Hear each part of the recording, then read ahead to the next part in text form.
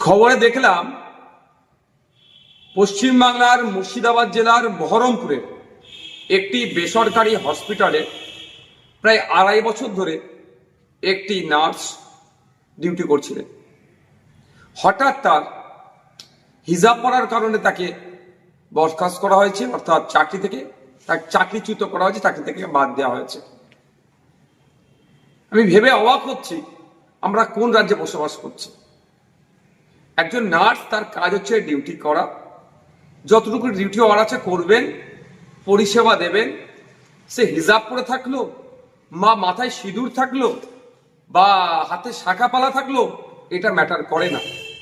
এইগুলো যদি আমার মনে খোলানো হয়, মানে সে শাখা সিঁদুর হোক, শাখা পালা হোক বা হিজাব হোক, তাহলে তার ধর্মীয় আচরণে বাধা দেওয়া হচ্ছে। আমরা কোন রাজ্যে বসবাস করছি? এই দিন দেখার জন্য কি সংখ্যালঘু মুসলিম সমাজের মানুষেরা, ধর্মনিরপেক্ষ সমাজ মানুষেরা তৃণমূলকে ক্ষমতায় তৃতীয়বারের জন্য এনেছিল? এই যেন মনে হচ্ছে অঘোষিত বিজেপি রাজ্যে আমরা বসবাস করছি। কখনো ওয়াকফ আন্দোলন করতে গেলে আটকানো হচ্ছে, কখনো তিলোত্তমার বিচার চাইতে গেলে মিথ্যা মামলা দেওয়া হচ্ছে, হাসকালিতে আমার বোনটা এখনো বিচার পেল না, একের পর এক 26,000 চাকরি বাতিল হচ্ছে দুর্নীতির জন্য। ঠিক উত্তরপ্রদেশও চাকরি দুর্নীতি বাতিল হয়েছে। যেন অঘোষিত বিজেপি রাজ্যতে আমরা বসবাস করছি। আমরা এই কাণ্ডের জন্য চরম ধিক্কার নিন্দা জানাচ্ছি। অবিলম্বে স্বাস্থ্যমন্ত্রী তথা মুখ্যমন্ত্রীকে এই বিষয়ে হস্তক্ষেপ করতে হবে, এর কড়া একটা বিহিত করতে হবে। সাথে সাথে আমি হসপিটাল কর্তৃপক্ষকে বলবো, যে এই ধরনের নির্দেশনা দিয়েছে তার বিরুদ্ধে ব্যবস্থা গ্রহণ করুন। অবিলম্বে এই ধরনের অবাঞ্ছিত মন্তব্য, অসংসদীয় মন্তব্য, অসাংবিধানিক মন্তব্যকে আপনারা প্রত্যাহার করুন।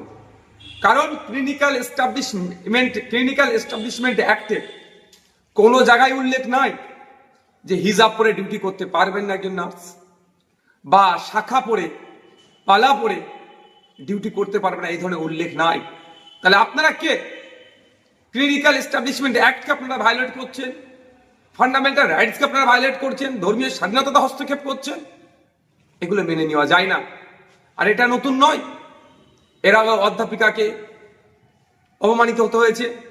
মাননীয় মুখ্যমন্ত্রী যেখানে নিজে হিজাব পরে ভোট চাইতে চলে যাচ্ছেন, সেখানে একজন হিজাব পরে তার কর্মক্ষেত্রে তার এই স্বাধীনতাটুকু নাই কেন?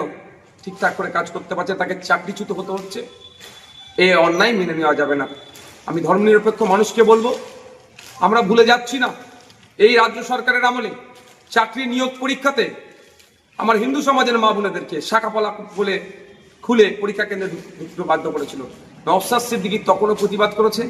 এখন মুসলিম সমাজের একটি মহিলাকে হিজাব পরার জন্য চাকরিচ্যুত করেছে, তার জন্য প্রতিবাদ করছে।